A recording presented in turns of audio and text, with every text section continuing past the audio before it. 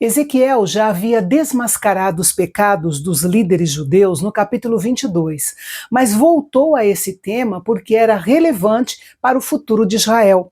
Essa mensagem com certeza deu esperança aos exilados quando eles perceberam que o Senhor não os havia abandonado, mas cuidaria deles como um pastor cuida das suas ovelhas. Vamos então para mais um capítulo da nossa série.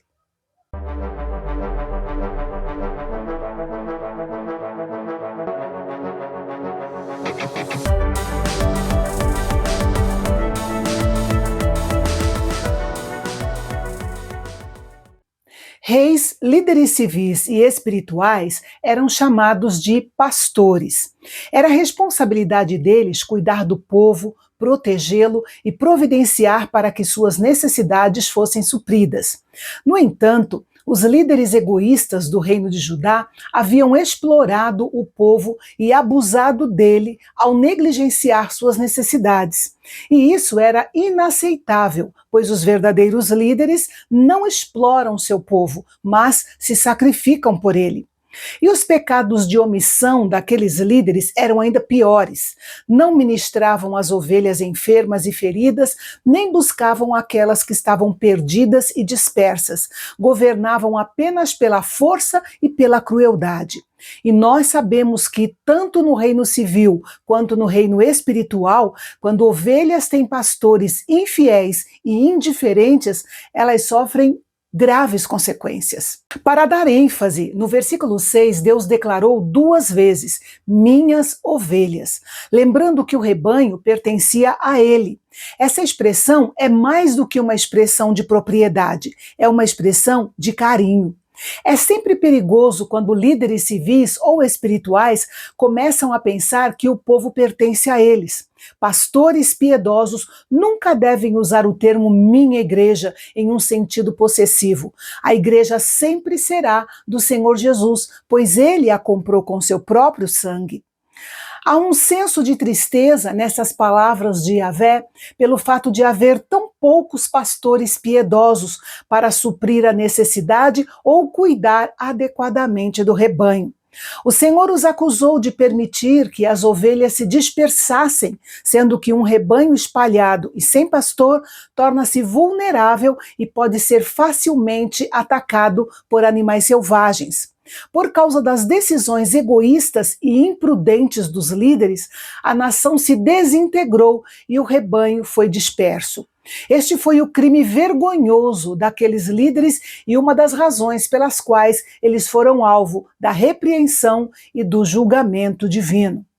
Jesus falou especificamente contra esse tipo de liderança, que é típica de homens ímpios e que não deveria ser a marca dos líderes entre o povo de Deus. Pastores piedosos não lideram através da força, da coerção, manipulação, ameaças, raiva ou outras formas de crueldade. Diante desse quadro de desleixo com seu rebanho, Deus não ficaria em silêncio sobre seus pecados. Ele jurou por si mesmo que aqueles pastores infiéis e ímpios não ficariam impunes. Ele os removeria da sua posição de pastores e livraria o seu rebanho das mãos deles. Eles seriam responsabilizados como criminosos pelo destino do rebanho. Por amor às suas ovelhas, Deus prometeu fazer o trabalho que os pastores infiéis não haviam feito. A expressão eis que eu mesmo, é uma construção enfática no hebraico, significando eu, o dono, o amante, o criador, o grande pastor, eu mesmo. Há um testemunho sutil, mas claro, da divindade de Jesus Cristo neste capítulo de Ezequiel. Sem dúvida, Ezequiel apresenta Yahvé como o bom e perfeito pastor de Israel. E Jesus tomou esse título para si mesmo, demonstrando que ele é Deus. Deus prometeu descer entre suas próprias ovelhas dispersas para buscá-las e cuidar delas. No sentido mais amplo, isso foi maravilhosamente cumprido na obra de Jesus Cristo. Em belas palavras, Ezequiel previu um retorno literal e a restauração do povo de Israel à sua própria terra. Observe que se refere a um reagrupamento do exílio e da dispersão mundial.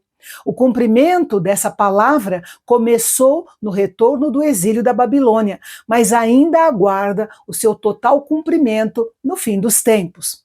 A restauração que Deus prometeu a Israel não foi apenas geográfica, mas também espiritual. Dos versículos 1 a 16, Yahvé deu uma severa repreensão aos pastores infiéis de Israel.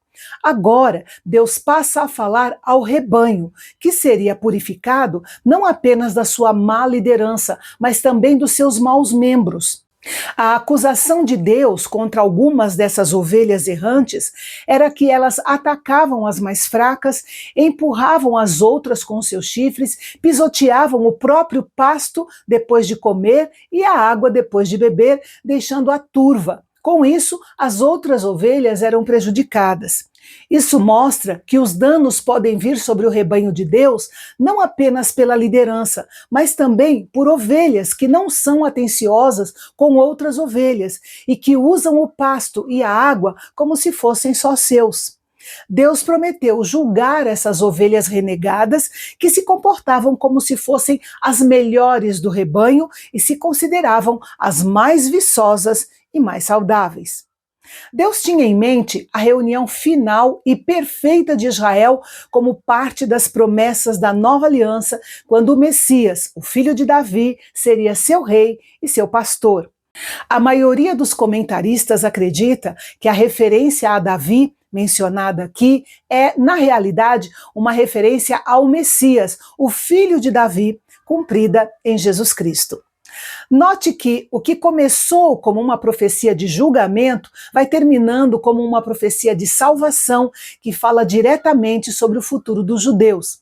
A plena realização da predição de Ezequiel, nesses versículos, está no futuro, no reinado do Messias. Os versículos 25 a 30 apontam para a nova aliança, especialmente culminando no reino milenar. A aliança de paz fala da totalidade, da harmonia, realização e paz uns com os outros e com Deus. Ele suprirá todas as suas necessidades e eles não serão mais consumidos pela fome na terra.